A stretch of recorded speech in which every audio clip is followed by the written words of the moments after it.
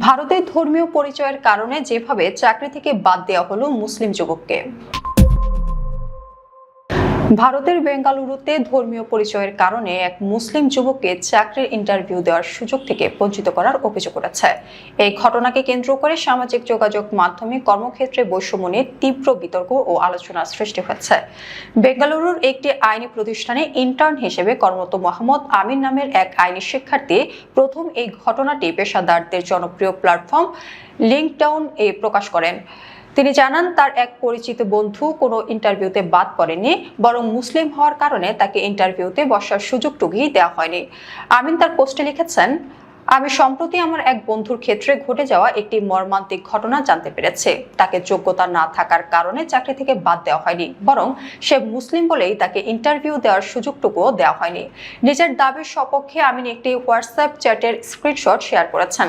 সেখানে দেখা যায়, একজন নিয়োগকারী সরাসরি লিখেছেন, সে মুসলিম, তাই আমরা আগ্রহী নই। পোস্টটিতে সংশ্লিষ্ট প্রতিষ্ঠানের নাম বা নিয়োগকারীর পরিচয় প্রকাশ করা হয়নি এবং ঘটনার সত্যতা স্বাধীনভাবে যাচাই করা সম্ভব হয়নি। তবে কোনো রকম রাগঢাক না রেখে যেভাবে সরাসরি ধর্মীয় কারণে প্রত্যাখ্যান করা হয়েছে তা দেখে অবাক হয়েছেন আমিন।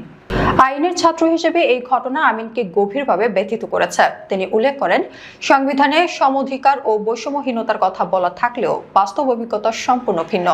অনেক সময় মানসিক চাপ, আইনি লড়াইয়ের খরচ এবং দীর্ঘসূত্রতার ভয়ে ভুক্তভোগীরা আইনি পদক্ষেপ নিতে চান না। তার বন্ধু এই ঘটনার বিরুদ্ধে কোনো আইনি লড়াই জড়াতে রাজি হননি। আমিন স্পষ্ট করেছেন যে সস্তা প্রচারের জন্য কর্মক্ষেত্রে এই ধরনের পক্ষপাতিত্ব নিয়ে একটি গুরুতর আলোচনার সূত্রপাত করতেই তিনি পোস্টটি করেছেন। আমিনের এই পোস্টে অনলাইনে ব্যাপক আলোচনা জন্ম দিয়েছে। সেখানে নেটিজেনরা দুই ভাগে বিভক্ত হয়ে পড়েছেন। ডিজিটাল মার্কেটিং পেশাদার সুধাংশু পুনিয়ার মতে, সমস্যাটি কেবল একটি একক ঘটনার মধ্যে সীমাবদ্ধ নয়।